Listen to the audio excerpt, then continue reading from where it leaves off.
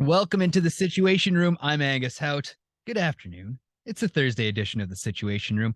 Wanted to preview or talk about the game against the Islanders rather than preview it. So yeah, I was being a little bit selfish. Also, I got some stuff done at jetsnation.ca. Make sure to go check that out. And you should also make sure that you check out Daily. Daily Faceoff's always a good place to check out too. I just got to make sure that I get my Betway shoutouts going because they're very important because we are part of the Nation Network. Before we get to the ad read, make sure you like and subscribe. Tell your friends about this. Make sure you check out the Jets Nation Radio YouTube channel. We post stuff there as well. So yeah, check that out. Check out jetsnation.ca. Follow us on all of our social medias, and also be sure to check out Betway to check out the latest Jets day.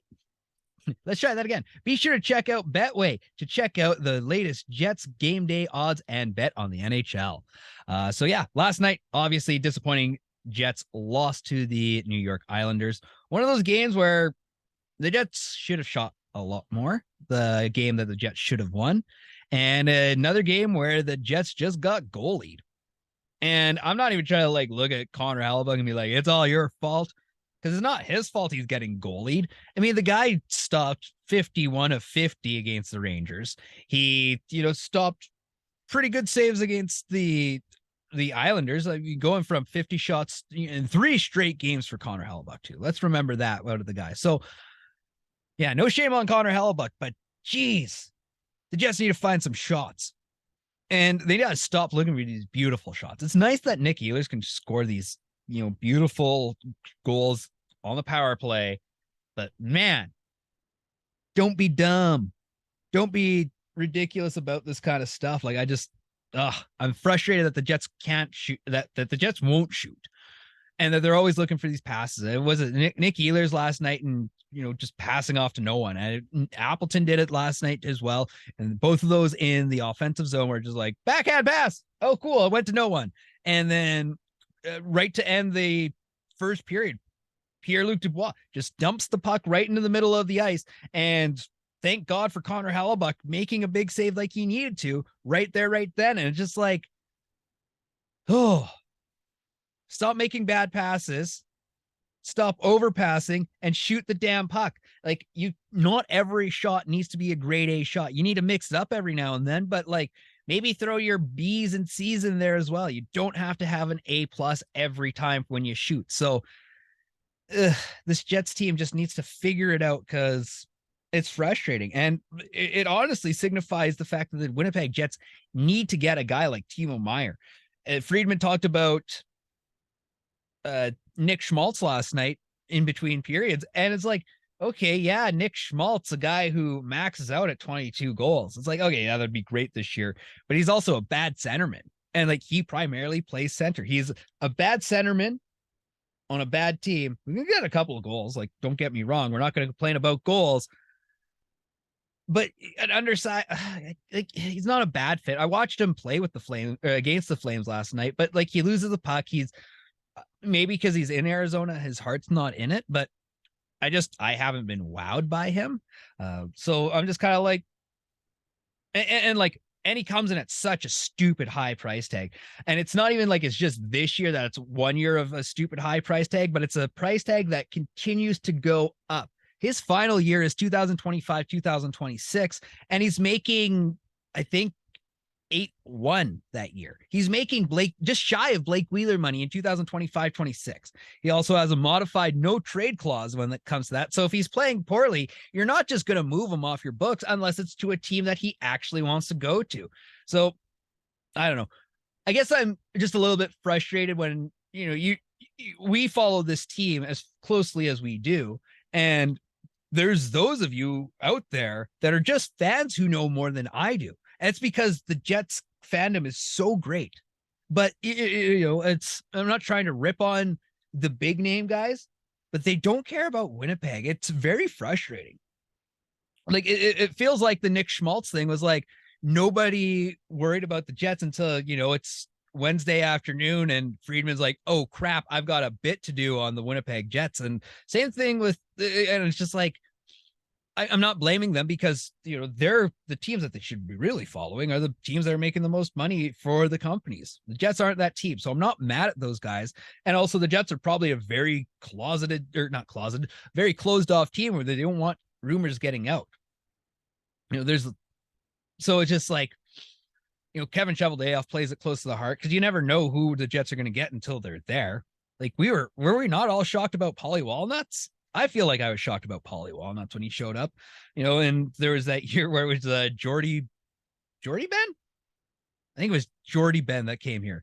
It was the lesser of the two Ben brothers, but I was just like, yeah, who saw that coming? So, like or hate the Cheveldayoff trades, but he keeps it close and he doesn't expose his secrets, which is great. But man, like Friedman having to say, I don't know, but maybe Nick Schmaltz would work. It very much kind of put me on their level. So like I kind of felt like I was on his level for all of a second. It was like I could have pulled this out of my ass, but Nick Schmaltz, not a good one for the Jets. Not a good centerman, which the Jets desperately need a great centerman right now because they don't have that on a consistent basis. Yes, it was nice that Mark Scheifele and Pierre-Luc Dubois finished the game off against the Rangers with a better plus, or with a plus 50% on their faceoffs, but they need to do that consistently. And the Jets don't need another 40% faceoff man. They need to find somebody that's 50 plus consistently.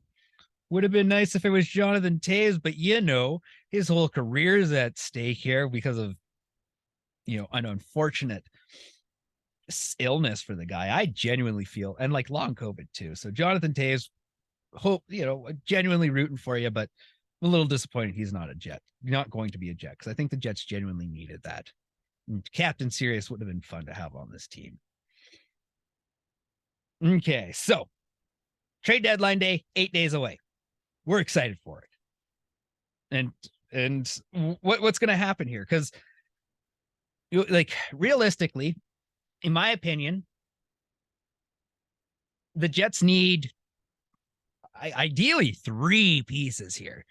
2 is would be fantastic, but I think the Jets really earnestly need a middle 6 centerman, a right wing, third liner right wing, and they need a middle pairing, well, really just a right shot, a proper right shot defenseman who also plays a physical game. So those are the 3 things I want. For that defenseman, it'd be Andrew Peeke all the way. He's a young guy in Columbus.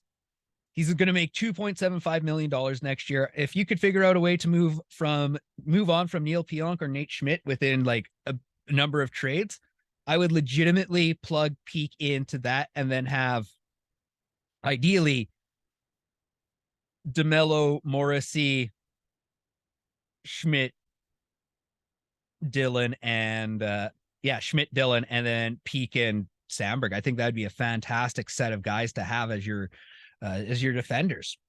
Obviously, I wouldn't trade anything with the goaltending duo. I genuinely believe in David Rittich. Some folks don't, and I'm all in on Big Save Dave.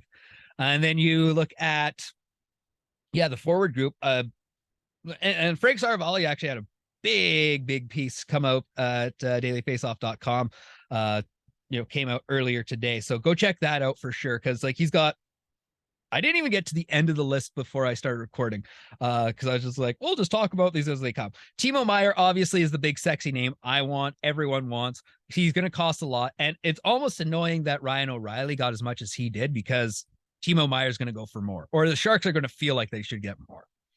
It's because Toronto doesn't know how to spend their money wisely, and they had to have Minnesota cover the bill there. So, if the Jets could get Timo Meier for 3 pieces, absolutely, I'm pulling the trigger on that. I think they're probably just waiting to see if anyone can give them a proper 4th or even a 5th piece, because somebody's stupid and going to overpay for Timo Meier.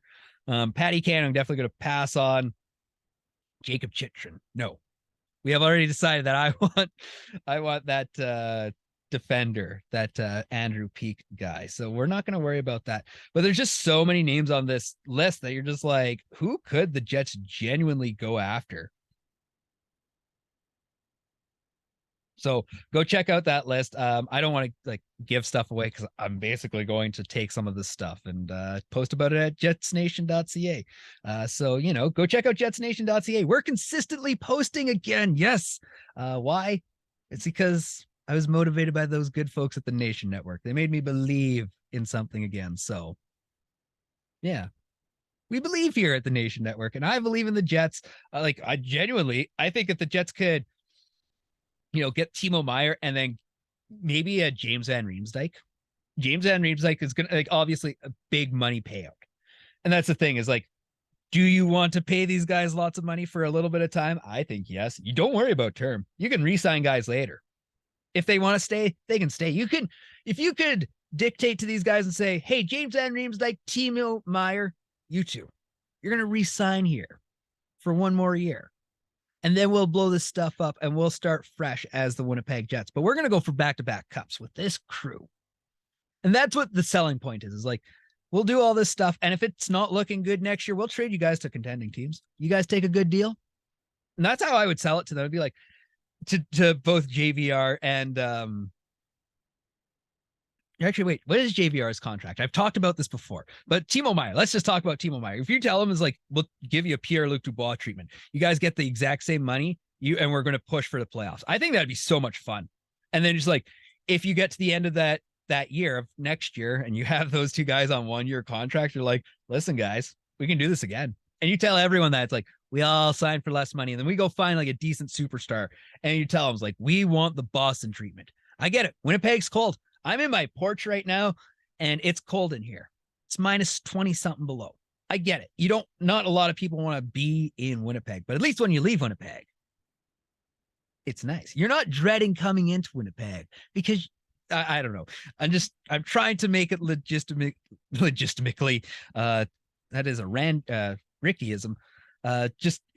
I wish that they could get all these guys to sign a Boston type deal where it's like $6 million is, $6.5 million is the max price and everyone's happy with it. Or maybe they're not happy, but they're at least in on it. I really wish the Jets would do that. Noah Gregor is also somebody that genuinely interests me.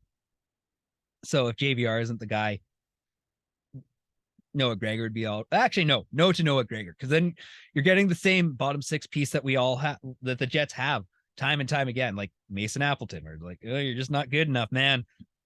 And I don't know why you play in the top six. I get Cole Perfetti's out, but it sucks. It sucks when Cole Perfetti's out and Mason Appleton goes in and you're like, oh no. I think James Van Riemsdyk would be just a good fit for Cole Perfetti and just somebody to light a fire under his ass just a little bit. So yeah, the Jets have a lot going on. We're 8 days away from the trade deadline. I'm going to have like a bunch of content come out next week. So expect that. Yeah. JVR, $7 million to the end of the year. If you could get JVR, Timo Meier, and somehow work out Andrew Peeke, because Andrew Peake's on a league min right now too. So if you could work all that stuff out, get Pionk out of the way, get Mason Appleton out. I know Mason Appleton's worked hard and the Jets just love the guy, but man, we just move on from Mason Appleton. That experiment it hasn't taken off the way it should have. He's had moments of greatness, but he hasn't taken that next step to, really go from here to there to be a true NHLer. I think it feels like he's very much a overpaid fringe guy, which sucks because the Jets are kind of stuck with that. And I don't know. He just hasn't done anything to wow me. He had that one good season. Am I wrong? I guess I'm just hating on Mason Appleton. Okay, no. But I mean, JVR is another American, so there is that. And nothing about no trade moves on his contract. So yeah. dailyfaceoff.com. Go see what Frank has to say, because there's a lot of names. And then just shoot us a message or leave a comment. Leave a comment and a like and tell us which names you would like to see for the Jets. And I'll talk about them on Jets Nation Radio, which will be here on the Nation Network YouTube channel. So yeah, look at me trying to do my bare minimum and figure out what I'm doing here. Did we already talk about Nick Schmaltz? feel like we talked about Nick Schmaltz. So yeah, really, here's what the Jets need. So they got all those pieces. They need to figure out how to score again. They need to stop worrying about passing, win some faceoffs, carry on with the good power play. It's getting better. Carry on with it, guys, and let the penalty kill continue to be awesome. So yeah, that's the Situation Room. I just ranted and raved at you for 20 minutes. So have a great day. We'll talk to you again during Jets Nation Radio. And if not, we'll talk to you again next week for the Situation Room. I'm Angus Hout. Peace.